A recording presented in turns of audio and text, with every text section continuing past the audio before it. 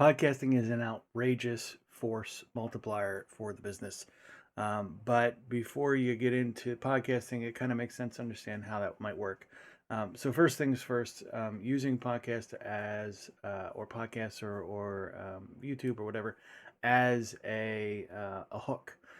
So you want to get, let's say you want to get to somebody in an organization that is behind 8 layers of gatekeepers. They've got two assistants. They've got a huge team, and it's just hard to get to that person.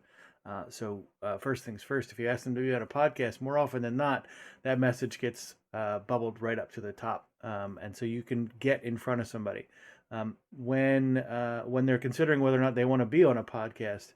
More often than not, you have two things going on. They are looking for how can that podcast help the business that they're in, and how can it help enhance their personal brand. So that helps in an amazing way to start building that relationship. The podcasting as a hook to build a relationship is kind of step one, and then everything that happens after that is just force multiplier, like for one after the other. It's like in a video game where you get the one up and then you get the little like 2x, 3x, 4x as you go.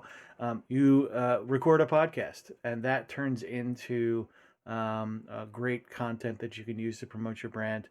You also essentially, by creating that podcast, get leverage because the guest will also share that podcast out on their network, and that turns into more access. You get access to networks in a peer group that you really want to get involved in. And then the podcast itself can be broken up into a bunch of different kinds of content, from shorts to articles to all sorts of little bits of content that you can use to solve all sorts of problems. I talked about this in another way as well, in that those little bits of content that you use can also be leveraged to develop and nurture folks in your funnel, depending on where they are in that funnel. It solves a problem, it answers a frequently asked question, that kind of stuff.